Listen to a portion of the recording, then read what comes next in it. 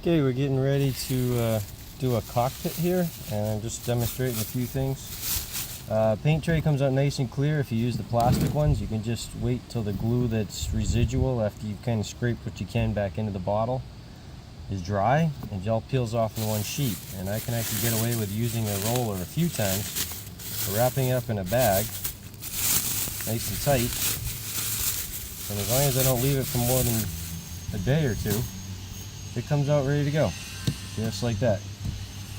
Alright, so now onto the cockpit. We got a, this is an aft cockpit for a Sawfish, but just to give you an idea of how I've tried a lot of different ways, this is the one that seems to work the best.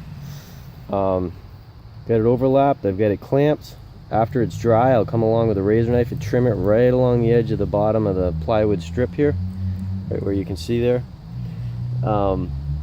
And then when I put the bed sheet on, it'll come down and it'll glue over it, and we'll have, that way it gives a nice thing, and because always getting it to stick underneath the edge of this plywood is an issue.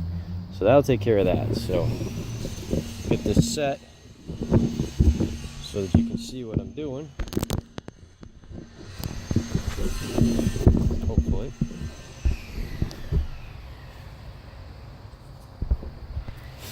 Alright, so then we take our fabric and we just lay it right back like that.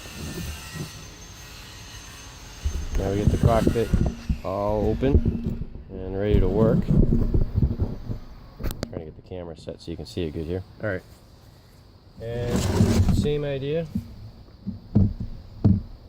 Poor man's fiberglass. You just want to lay the glue on so that it goes into every pore, every crevice. It's not too thick so that you can actually see the foam through it. After a while, I mean, you do this for a little bit and you'll learn. If you're not 100% sure, practice on a scrap piece of foam. I usually suggest a couple feet square so you can actually get a good idea of what you're trying to do, and then, you know, smooth some fabric onto it, work the bubbles out of it, let it cure overnight, and peel it off, and you'll get a feel for how strong that bond is and how secure the fabric becomes because of those little pores. If you try it without, they just don't stick as well. So I got my cockpit floor, I've got glue in pretty much every pore here.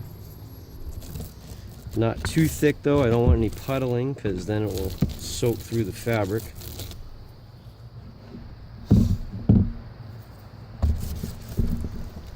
Work this all in here, and you know, when you're doing the canvas, it's not quite as critical how smooth the foam underneath it is as when you're doing the bed sheets. Thinner fabrics kind of show through a whole lot more than the thicker ones, like canvas. Alright, and then I got my canvas clamped here so I know where the end is supposed to end up, and gives me a good idea of where I wanted it to sit in the middle. So I'll work this down here, and I gave myself some extra because I know that this is going to shift when I actually start working it down into the corner and working it up against this back wall. So I've got extra that I can let it slip down a little and it won't hurt anything. If you're trying to do it wall to wall, end to end in a cockpit, it's a little tougher. You're going to have to start with a much larger oversized piece. I'm just working with a leftover scrap from another boat. The sides are important, but you'll find as it dries, as you're working into the glue like I'm doing right now, it gets damp, and cotton, as we know, stretches when it gets wet, and then as it dries, it shrinks a little. And even though you've got it well tacked into the glue and stuck and seems like it's good and solid, you'll find that the edges and the corners will shrink in a little, and you keep going back and poking them and they just won't sit right.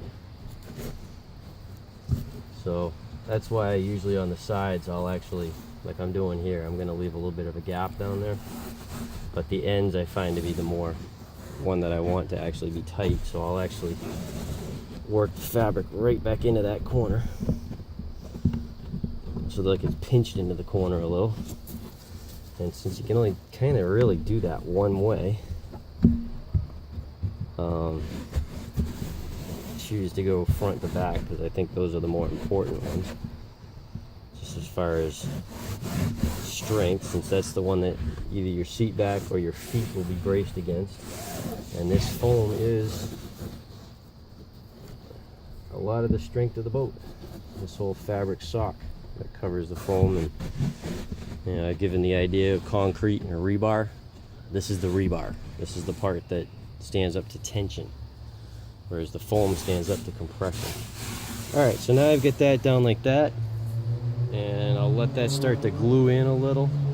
Let this glue start to set up, and then I'll work my ends, and then cut the corners, do the overlap, and then do the sides. Make another video for that because it's going to take a while otherwise.